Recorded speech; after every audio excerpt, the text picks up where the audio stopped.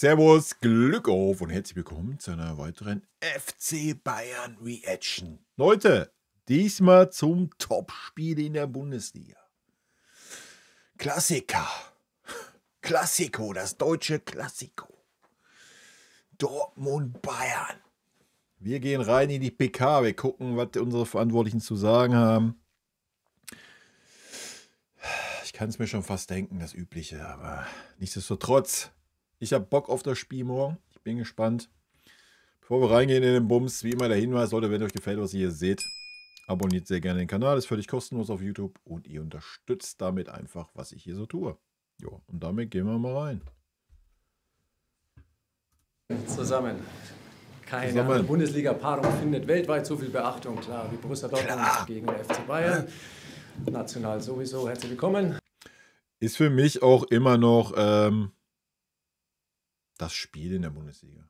Ja, müssen wir nicht drum herum reden, oder? Seitdem Bremen nicht mehr Bremen ist, weil lange Jahre war es Werder Bremen gegen Werder Bremen, so das Spitzenspiel, das ist aber auch schon ewig hier, da können sich nur noch die alten Säcke dran erinnern. Dann zwischendurch, ja, gab es immer mal ein paar Mannschaften, die mal 2, 3 Jährchen oben waren, aber jüngere Vergangenheit und die letzten 10 Jahre auf jeden Fall, würde ich sagen. Dortmund-Bayern ist das Spiel einfach. Ja. Da ändert auch nichts Leverkusen dran mit ihrer überragenden Saison letztes Jahr. Die werden auch dieses Jahr wieder da oben mitmischen. Aber auch das wird nichts daran ändern. Da wird auch niemals so diese Rivalität einfach da sein, wie es bei Dortmund-Bayern ist. Ja, das muss man einfach sagen. Das ist einfach so ein besonderes Feeling, vor allem für mich. Ja. Wohnbedingt, aber ich denke auch für ganz Deutschland, so Dortmund, Bayern, ist schon das Spiel so schlechthin für die Bundesliga. Ne? Zum Auftakt für das Spiel morgen Abend mit unserer Kompanie und Christian. Ob es das sportlich werden wird, ja, kann ich mir auch schon vorstellen, wird aber interessant, gehen wir ein bisschen mehr im Taktikfuchs dann drauf ein. Hier gehen wir jetzt hier in die Reaction rein. Freund an den Mikrofonen und euch ebenfalls hier unten darf ich Hallo sagen. Der erste ist Carrie Hau für Sky. Carrie. Ja, hallo. Ja, drehen wir das Mikro auf. Hallo zusammen. Hallo. Wie blicken Sie jetzt auf dieses Spiel, gerade auch nach den letzten Resultaten mit 7 Mal gewonnen und auch zu 0 in Folge? Und wie sieht es ums Personal aus? Ja, die letzten Ergebnisse für mich sind jetzt ist gut. Natürlich haben wir haben uns das verdient, aber es ist natürlich jetzt vorbei. Ich will einfach nur wieder das Spiel morgen gewinnen und die Leistung bringen. Und, ich weiß auch nicht, ob die Reporter das im Laufe der Saison endlich mal in ihren Schädel kriegen. Ja? Also, ich meine, das ist bei Bayern schon immer so. Das ist jetzt nichts, was Winnie Kompany eingeführt hat. Aber im FC Bayern schaust du immer nur auf das nächste Spiel. Ja? Man hatte vielleicht letzten 1,5 Jahre ein bisschen eine andere Wahrnehmung, weil das anders vielleicht auch kommuniziert wurde. Aber ja, im Leistungssport, das ist aber nicht nur beim FC Bayern so. Also sollte eigentlich überall so sein. Ne? Ja, das ist die Klassiker und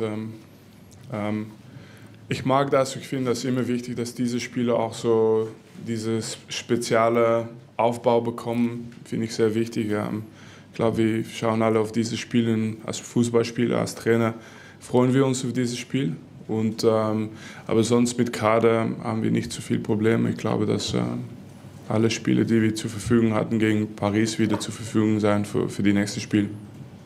Dankeschön. Gleich daneben Felix Roderer für Antenne Bayern. Hallo zusammen, Frage an Sie, Vincent. Wir haben es gerade gehört, die Serie ohne Gegentor, 7 Spiele sind es. Ganz lange war davon die Rede, dass die Abwehr ein bisschen anfällig ist. Jetzt habe ich schon das Wort Monsterabwehr gelesen. Geht Ihnen diese Bewertung vielleicht ein Stück weit zu schnell und wie sehen Sie denn die Defensive generell?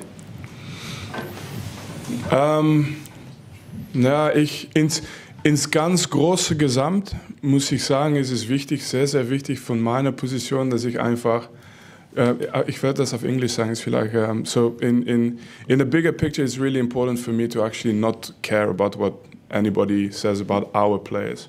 because it goes in every direction. One time they are the worst, one time they are the best, and then sometimes they say at the same time they are the worst and the best in the same day. So the important thing is how we look at our players, and how we look at them is that we had absolute faith in our defenders from the first day in pre-season. The moment we discussed the squads, we knew what we had. And then for them to reach their best levels, it's obviously always a little bit of a journey, so you have to build towards it, and at the moment our defenders are doing really well. But I've mentioned it before, it's not just because of themselves, and when I say it, I don't just say it to say it, I say it because I really believe it. It has to do with how the collective has been involved in those phases together. So yeah, what is being said, not important in that sense, but what we've seen from the beginning and what we said is that they can do this, and now we just have to maintain the level and improve still. Ja, ich fasse mal ganz kurz zusammen, so im Groben, was er gesagt hat. Eigentlich dasselbe, was er bei der letzten PK schon gesagt hat. Deswegen habe ich gerade auch so zusammengesagt, kann die Frage halt einfach nicht mehr hören. Erstmal hat er gesagt, dass es völlig wurscht ist, was andere erzählen. Einen Tag erzählen, sie sind die Schlechtesten, einen Tag erzählen, sie sind die Besten, an manchen Tagen sind sie beides gleichzeitig. Wichtig ist, was sie denken, was die Spieler sind. Dann hat er wieder gesagt, dass es natürlich am Team liegt, dass das Team zusammen verteidigt und dass sie immer an die Stärke der Spieler geglaubt haben, ja, dass sie das nie als Problem gesehen haben und dass sie gerade eine gute Form haben und es natürlich darum geht, diese Form zu behalten. Ja, das, was er immer sagt. Deswegen die Frage, Leute. Ja. Was soll man dazu sagen? Verlieren wir jetzt gegen Dortmund wieder 2, 3 Gegentore oder verlieren das Spiel, dann ist sowieso wieder gleich alles wieder. Dann na, so ist das in der heutigen Gesellschaft halt einfach. Ja.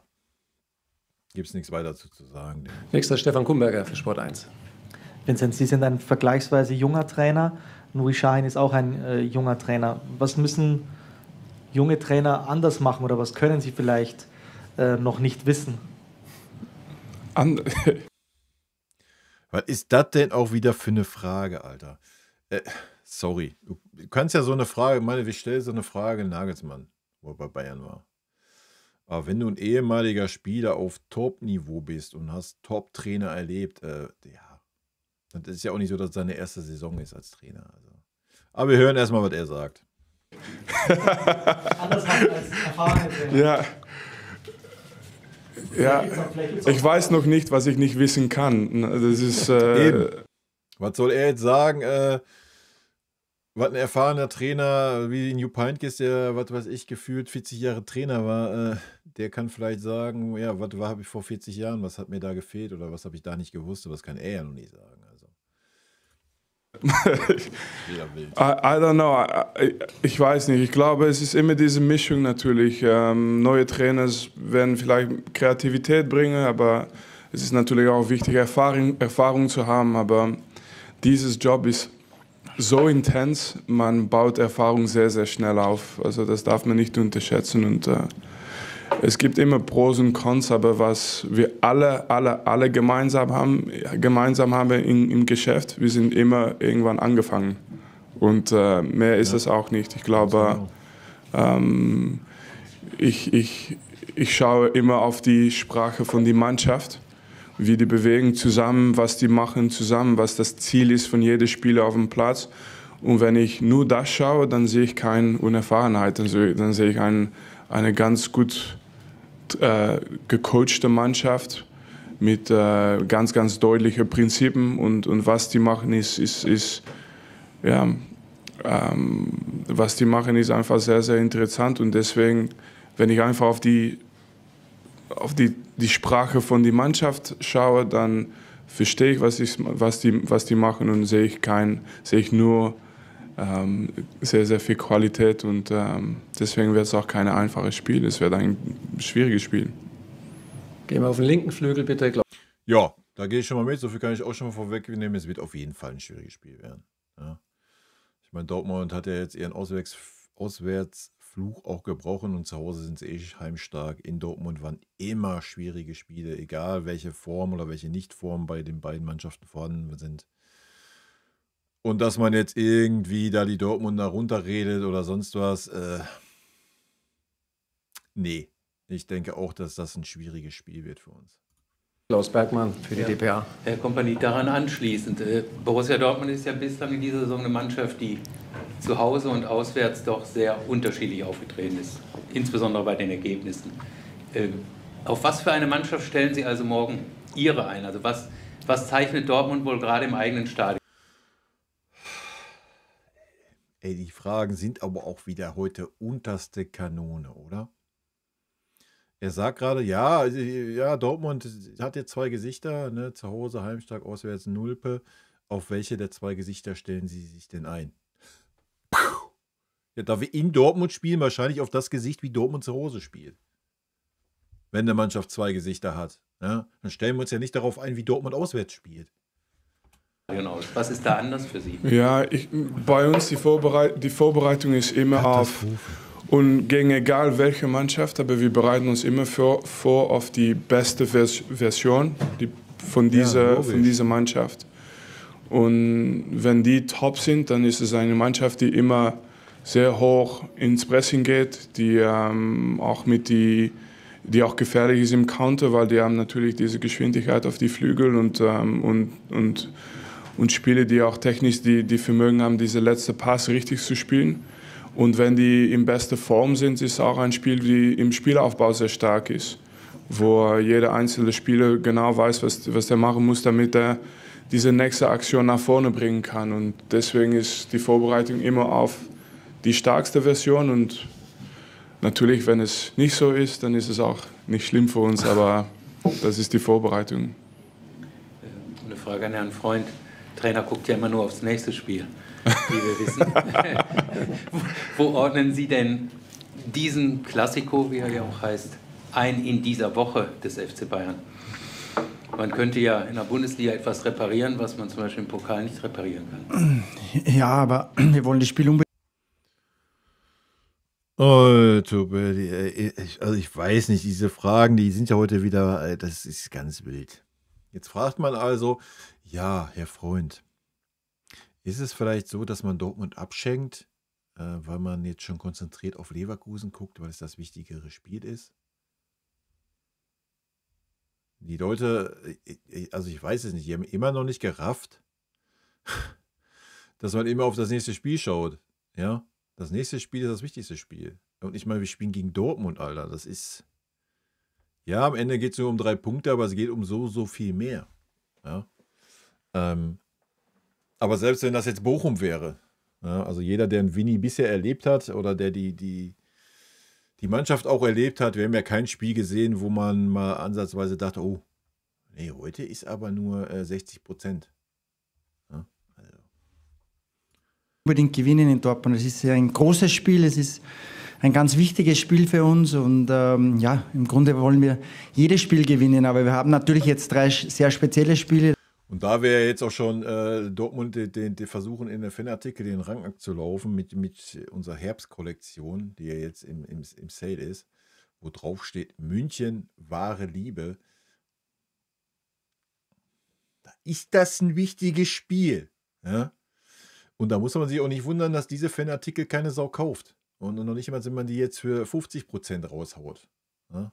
Wie kann man denn als FC Bayern, nur mal ein kleiner Side-Take, wie kann man denn als FC Bayern Fanartikel rausbringen mit dem Spruch München, wahre Liebe? Ich meine, Dortmund hat da kein Patent drauf, ja. Aber jeder, der ein bisschen mitdenken kann, Dortmund bringt ja auch kein Fanartikel raus mit Dortmund, mir, san mir. Also, Katastrophe, Leute. Da wundert man sich, dass die Scheiße keiner kauft. Ja. Also jeder, der in Deutschland lebt und der ein bisschen an Fußball interessiert ist, wird niemals auf die Idee kommen, ein T-Shirt mit München, wahre Liebe zu kaufen. Junge, Katastrophe. Das Spiel jetzt gegen Paris war sehr, sehr wichtig. Jetzt gegen Dortmund ist das größte Spiel vielleicht in der Bundesliga aktuell. Ja, klar. Und am Dienstag ist es ein Pokalspiel. Da gibt es nur Weiterkommen oder Ausscheiden. Und das gegen Bayer Leverkusen, gegen den amtierenden Meister und amtierenden Doublesieger. Also das ist schon eine sehr, sehr spezielle Woche mit 3 großen Spielen, die alle 3 richtig wichtige Spiele sind. Hier vorne Nikolaus Linner für die Bild-Zeitung. Servus zusammen. Frage an den Trainer. Uli Hoeneß hat sich kürzlich zum Meisterrennen geäußert und über den großen Vorsprung, den der FC Bayern schon hat vor den Verfolgern. Er hat dann als Konkurrenten genannt Leipzig und Leverkusen. Dortmund war in der Aufzählung nicht dabei. Mich würde interessieren, wie sehen Sie das?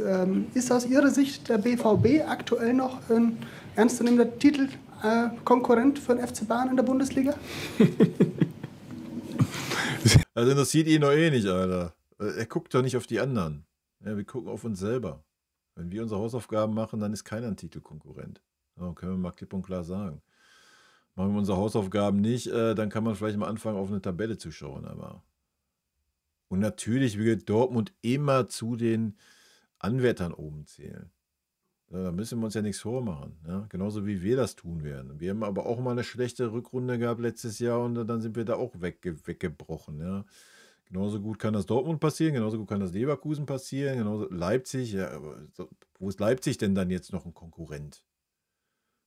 Ja, also weiß ich nicht. Und ganz ehrlich, wenn man als Bildreporter darauf zurückgreifen muss, dass man sich in den Bayern-PK setzt und jedes Mal, ist ja nicht das erste Mal, jedes Mal irgendwie Uli Hoeneß zitieren muss, damit man überhaupt auf die Idee kommt, eine Frage zu stellen, dann weiß ich es auch nicht. Ja? Und was ist das auch für eine respektlose Frage? Ja, ist Dortmund denn für Sie noch ein ernstzunehmender Konkurrent oder sonst was? Also wir reden nicht über Tuffershausen hier. Sie müssen einmal verstehen, Sie können, sorry, I say it in English. You have to understand, like, I know, I understand it's a little bit of a game, and Uli Hoeneß says something, and then you come here really quickly. Yeah. What is Christoph Freund thinking? What is Vincent thinking? Ja, aber das ist ja noch niemals really quickly, weil das hat er vor, 3 Wochen gesagt, und er hat schon vor 3 Wochen auf diese Scheiße 300.000 Nachfragen gestellt. Eine Woche später wieder und jetzt wieder. Wow. Wie kreativ, Alter. Und er sollte doch auch merken, ich meine, Winnie moderiert es gut weg im Gegensatz zu mir, ja. Wen interessiert es denn, was Uli Hoeneß von sich gibt? Das interessiert nur Uli Hoeneß. Ja? Und die tollen Reporter, aber es interessiert doch kein Vincent Kompany. Das interessiert doch kein Christoph Freund, Alter. You know, my opinion is so simple, guys. First of all, total respect for someone who's done so much for the club, and he can say anything he wants. It's so important to understand. We respect his opinion, and it's so important. Then comes our take on this, and we just play a top game against a top team. Es ist natürlich überragend, wie ihn Winnie das immer und immer wieder wegkommentiert. Und wie wenig, also es kommt zumindest so rüber, wie wenig ihn das auch interessiert, ja, was ein Uli Hoeneß da von sich gibt. Und das ist, glaube ich, auch der Schlüssel beim FC Bayern. Ja. Das ist schon gut. We said about what Dortmund represents is the biggest game of the season, not just for Dortmund, but also for Bayern München. Yeah, and if that's not enough respect, then I don't know. And in the end, I remember we were not even title candidates at the beginning.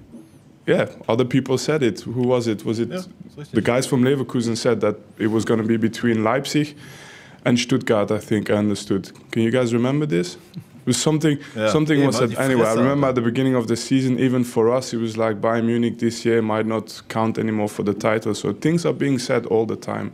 The main thing is we have respect for the opposition because I know how difficult the game it is. You said how well they are doing at home. And this game is special. So the main thing for me is that we look forward to playing this type of game with all the drama that can come after you win or lose this game. You know, that's something that we accept. We love this side of it. Kerry House wieder. Eine Frage an Herrn Freund. Sie sind jetzt knapp seit etwas mehr als einem Jahr Sportdirektor. Es war zu Beginn dann auch etwas turbulent, würde ich mal sagen. Sie sind in eine Phase gekommen, wo es unruhig war. Was hat sich aus Ihrer Sicht am meisten in dieser Zeit, jetzt in diesem Jahr, verbessert und welchen Anteil hat auch der Mann neben Ihnen daran? Ja, ich glaube, es ist immer unruhig bei Bayern München, wenn man nicht Titel gewinnt. Das ist so. Dieser Verein hat einfach sehr, sehr hohe und große Ansprüche. Aber aktuell fühlt es sich wirklich sehr gut an. Wir haben eine richtig gute Energie. Es fühlt sich so an, dass es alle in eine Richtung denken, dass alle in eine Richtung rudern. Es fühlt sich wirklich sehr, sehr gut an. Der ganze Verein fühlt sich geeint an und das ist sehr, sehr wichtig. Das fühlen wir herinnen so. Ich glaube, das verkörpern wir auch nach außen so. Und Vincent hat einen großen Anteil daran, weil er ein absoluter Teamplayer ist. Ja, die Sache steht im Vordergrund. Er beschäftigt sich intensiv mit der Mannschaft, mit den Spielern, mit allem rundherum. Wie können wir erfolgreich sein? Wie können wir uns das nächste Spiel gewinnen? Da gibt es nicht viele andere Themen. Er ist da sehr, sehr fokussiert und ein absoluter Teamplayer, was ich schon gesagt habe, was sehr, sehr wichtig ist. Er nimmt einfach die Leute mit und von dem her hat er einen großen Anteil und wir sind sehr, sehr happy, dass er bei uns ist und ist ein wichtiger Puzzlestein, warum es aktuell sich so gut anfühlt. David Verhoff, auch für die Bild-Zeitung. Herr Freund, der Vincent Kompany hat es schon angesprochen, manchmal ein Tag, zwei Meinungen. Jetzt haben wir gestern Peter Schmeichel gelesen, der sagt, Manuel Neuer ist absolute Weltklasse. Gleichen Tag lesen wir Dietmar Hamann, der sagt, er ist die Schwachstelle. Was stimmt? Dietmar Hamann, Alter. Dietmar Hamann. Wir haben ja hier auch schon Manuel Neuer kritisiert. Man muss ja sagen, die letzten Spiele hat er sich auf jeden Fall gefangen. Ja, gegen Paris war natürlich schon wieder wildes Stellungsspiel, aber es hat ja alles geklappt. Müssen wir also nicht drüber diskutieren. Manuel Neuer noch Weltklasse ist. Wahrscheinlich liegt die Wahrheit irgendwo dazwischen, zwischen den beiden. Ja, das werden wir im Laufe der Saison erleben. Ja. Also wenn Manuel an seine Form anknüpfen kann, die er die letzten 10 Jahre hatte, dann brauchen wir uns keine Sorgen machen. Wenn er das nicht kann, aufgrund der Umstände, die einfach da sind, ja. Aber gut, nochmal Leute, was Didi Hamann von sich gibt, also. Aber die Leute haben einfach keine, also wenn man jetzt ja wieder die Bild-Zeitung, ja. Das sind halt Medien, die haben einfach keine eigenen Ideen. Ja? Die haben keine eigenen Interessen. Die greifen immer das auf, was irgendwelche anderen Leute von sich geben. Dazu sollen dann die Verantwortlichen Stellung nehmen. Wie wäre es denn mal, wenn man sich vielleicht mal ein bisschen mit dieser Mannschaft auseinandersetzen würde und da mal ein paar gezielte Fragen stellen würde? Ja. Stimmt, was ist richtig und wie sehen Sie Manuel Neuer? Ja, wir leben in einem Land, wo es ja Meinungsfreiheit gibt, das ist ja gut, aber Vincent hat vorher schon gesagt und das ist wirklich so, entscheidend ist, was wir denken. Genau. Und wir sind sehr, sehr happy mit unserem Kader, das haben wir schon oft gesagt. Und das ist auch scheißegal, was wir Fans denken. Ne? Das muss man auch mal ganz klar sagen. Ne? Nehmen nur die Delicht, sonst was da, nehmen die irgendwelche Petitionen, die irgendwelche dummen Fans starten, Alter. Es ist scheißegal, was wir Fans denken. Ja? Wir können uns hier hinsetzen, wir können hier diskutieren, wir können unsere Meinung raushauen, das ist ja auch völlig fein. Ihr könnt in den Stammtisch gehen, in die Kneipe, könnt da eure Meinung austauschen, das ist alles völlig fein, das ist ja auch gut so, das muss so sein, das ist ja auch das Schöne am Fußball. Aber das interessiert ja keine Sau beim FC Bayern. Ja? Da interessiert doch nicht die Meinung der Fans. Selbst wenn das 15.000, 20.000 Fans wären. Ja, ich meine, es wurden Petitionen gestartet, Tuchel nicht entlassen, Mathis de Ligt nicht verkaufen, dies, das, Ananas. Leute, das interessiert am Ende des Tages beim FC Bayern keine Sau. Ja, das muss man mal klipp und klar sagen. Ja? Und das ist auch gut und richtig so. Ja? Sagen wir nicht so, wir vertrauen unseren Jungs und das spüren sie, glaube ich, auch und das beweisen sie auch Woche für Woche am Platz und ja, ich glaube, wir müssen da jetzt nicht groß diskutieren. Manuel Neuer ist ein herausragender Torhüter, der sich aktuell auch in einer sehr, sehr guten Verfassung zeigt. Nicht umsonst haben wir in den letzten 7 Spiele zu 0 gespielt. Auch da hat er einen großen Anteil daran und wie schon gesagt, da will ich nicht näher drauf. Boah, das weiß ich nicht. Weiß nicht, ob Manuel Neuer da jetzt so einen großen Anteil dran hat. Aber mein Gedächtnis, ich bin ein alter Mann, müsste ich echt mal weit zurückdenken, ob Manuel Neuer da irgendwo mal die Kohlen aus dem Feuer gerissen hat. Weiß ich nicht. Ja, klar, durch sein Stellungsspiel vereitelt er schon das eine oder andere im Vorhinein. Ja, da gehe ich mit. Aber ob der Anteil jetzt so riesig war, weiß ich nicht. Würde ich glatt behaupten, eher nein. Aber ist für uns Außenstehende natürlich auch schwer zu beurteilen. Vielleicht ist aber auch jetzt so die Phase, dass Manuel Neuer mal der Innenverteidigung mehr Sicherheit gibt und so. Das wissen wir ja alles nicht, nur diese Kleinigkeiten. Ne? Und ja, ich habe es ja gerade schon gesagt, am Ende des Tages ist auch wurscht, was ich denke, was ihr denkt. Wichtig ist, was die Herren denken, was sie den Spielern vermitteln. Und ich denke, das sieht man dieses Jahr auch, ja, dass wieder eine Mannschaft auf dem Feld steht. Ja. Und da kein Trainer ist, der durch irgendwelche Aussagen die Mannschaft zersprengt und in kleine Grüppchen einteilt. Ja. Darauf eingehen. Wir sind sehr, sehr happy und wir sind sehr, sehr überzeugt von unseren Spielern und insbesondere auch von Manuel. Felix Roderer, bitte wieder.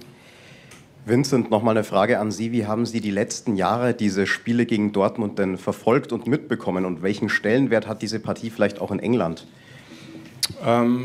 Das sind so diese Spiele, die, glaube ich, international verfolgt werden. Ich glaube nicht, dass das eine schaut auf die Tabelle, wer Erste ist, wer Zweite oder Dritte. Das ist einfach dieses Spiel. Und deswegen, deswegen interessiert auch ein Spiel Bayern gegen Leverkusen. Das interessiert international keine Sau, Alter. Ja? Das muss man ganz klar mal sagen. Da würde wahrscheinlich selbst ein Spiel Bayern gegen Schalke international mehr Leute interessieren als Bayern gegen Leverkusen, obwohl die in der 2. Liga gucken. Ja? Spiel, das schaut, guckt man. Und auch in England war das genauso. Also das wird nicht nur ein Spiel sein in Deutschland, glaube ich, aber auch ein Spiel sein für ganz Europa, vielleicht in ganze Welt, in viele Länder angeschaut wird. Und aber diese Spiele sind meistens auch Spektakel, ne? Und ich würde mich auch freuen, wenn was los ist in dieses Spiel. Also es darf für mich auch ein bisschen Emotion rein sein. Stefan Kumberger wieder, bitte. Okay. Ich weiß nicht, wann wir das letzte Mal gehört haben von Dortmund-Spiel, dass ein Bayern-Trainer sagt, jo, es darf auch ein bisschen was los sein. Es können ruhig ein paar Emotionen da sein. Sonst wird ja immer versucht, alles runterzukochen in so einem Spiel gegen Dortmund. Ne? Wir haben ja schon, jeder, der so ein alter Sack ist wie ich, wir haben ja schon emotionale Spiele in Dortmund erlebt. Ne? Da sind schon die Karten geflogen. Ne? Weil ich erinnere auch an so Kung-Fu-Tritte und sonst was. Ne? Vincent, Sie haben die Heimstärke des BVB angesprochen. Sie haben gerade gesagt, Sie freuen sich auf die Emotionen. Welche Rolle spielen die Fans, vor allem die Dortmunder Fans? Wie viel Respekt haben Sie vor denen, die ja doch sehr laut sein können? Ich glaube, die Fans in Dortmund haben immer eine Rolle gespielt. Das ist schon bekannt natürlich. Aber bei uns, wir haben viele Erfahrungen in die Mannschaft. Und manchmal ist es auch für unsere Spiele nicht schlecht. Die sind das gewohnt. Und ja, ich glaube, egal was passiert jetzt Samstag, es wird nur ein Fokus sein für uns, auf was auf dem Platz passiert. Und die Vorbereitung muss immer stimmen. Das ist für mich sehr wichtig in diese Spiele auch. Gerade noch ein bisschen mehr, aber dass die Vorbereitung erstmal gut ist und dann mit totalem Selbstvertrauen rausgehen und einfach unser Spiel spielen. Und ja, das ist natürlich für uns auch eine schöne Aufgabe, in so ein Auswärtsspiel zu leisten. Machen wir noch eine letzte Frage, bitte, Klaus Bergmann.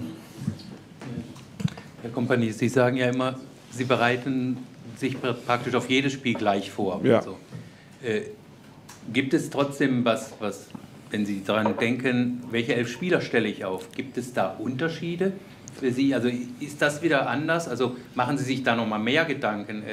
Sind Sie da ein bisschen länger mit beschäftigt, wenn es halt in Spiele geht, die man von außen auch, also in der öffentlichen Wahrnehmung ganz anders? Ja, ich glaube, das hat manchmal zu tun auch mit ich bin Trainer jetzt von Bayern München, vielleicht in einer anderen Mannschaft spielt das vielleicht eine größere Rolle, weil wir haben hier sehr, sehr viel Erfahrung. Das heißt, es gibt nicht eine Spieler, die in solchen Spielen noch nicht gezeigt hat, dass er das kann. Verstehen Sie? Manchmal in einem anderen Verein hast du einen großen Unterschied zwischen Erfahrung, Talent, aber Erfahrung und Qualität und Talent und vielleicht eine junge Spieler. Und dann kannst du manchmal Gedanken machen, müssen wir vielleicht nicht für die Erfahrung entscheiden. Bei uns hier gibt es einfach nicht dieses Problem. Also ich könnte 2 unterschiedliche Mannschaften aufstellen und genauso viel Vertrauen haben in was die leisten können. Aber letztendlich, wir wollen das Spiel gewinnen. Das heißt, die beste Spieler müssen immer für diese Spieler einfach ready sein. Dann jetzt noch Gary Howe einmal, ja. Kurze Frage nochmal an den Trainer. Gibt es was Neues bei Pavlovic? Und eine Frage noch an Herrn Freund. Sie beschäftigen sich auch viel mit den jungen Spielern. Jetzt sind es 2 junge Spieler, Tell und Ibrahimovic, die vorne logischerweise auch aufgrund der Konkurrenz nicht so zum Einsatz kommen, wie Sie es vielleicht auch selbst sich wünschen würden. Gibt es da den klaren Rat von Ihnen, vom Verein auch, sich im Winter verleihen zu lassen? Oder sagen Sie, bis zum Saisonende brauchen wir die Jungs auch im Training? Also ich kann ganz schnell sagen, Pavlo läuft sehr gut, aber bis vielleicht erstmal Spiel zu Heidenheim wird er noch nicht dabei sein. Aber wenn er nächste Woche eine gute Trainingswoche macht, ja, dann soll es für Heidenheim vielleicht wieder klappen, aber ganz ruhig. Ja, bei den jungen Spielern, ich habe es schon öfter gesagt, muss man individuell sehen. Jeder Spieler hat eine andere Ausgangssituation und auch eine andere Vita. Aber natürlich diskutieren wir darüber, auch mit dem Trainer, was könnte die bestmögliche nächste Entwicklungsphase sein für einen Spieler. Und das werden wir auch die nächsten Wochen. Gut, da brauchen wir nicht diskutieren. Beide Spieler brauchen Spielzeit. Ja. Beide Spieler bekommen bei uns keine Spielzeit. Ich meine, Ibrahimovic noch weniger wie ein Tell. Ja. Entweder auf den Tell bezogen wirst du anfangen, einen Harry Kane ab der 60., 70. Minute rauszunehmen, dass ein Tell pro Spiel seine 20, 30 Minuten bekommt. Ansonsten musst du ihn ausleihen. Ja, Ibrahimovic, solange alle 4 Außenspieler fit sind, wird er wahrscheinlich kein Land sehen. Ja, musst du ausleihen. Oder aber du gibst beide in die zweite Mannschaft runter, dass sie wenigstens Spielpraxis bekommen. Ja, das ist dann nur 4. Liga. Das ist auch nicht optimal. Aber sie hätten wenigstens Wettkampf. Ja. Das wären die Optionen, die ich sehe persönlich. Also alles andere, es ist ein verschenktes Jahr. Ja. Es ist ein verschenktes Jahr. Gerade bei Tell, der riesiges Potenzial hat, da brauchen wir nicht drüber reden. Wäre es eine Katastrophe, wenn das Jahr so weitergeht und zu Ende geht. Ja. Also, wie gesagt, ist da nicht regelmäßige Spielzeit drin in der ersten Mannschaft. Was fein ist, ja, da muss man ihn ausleihen. Ey. So, man verschenkt ein Jahr. Also das macht keinen Sinn.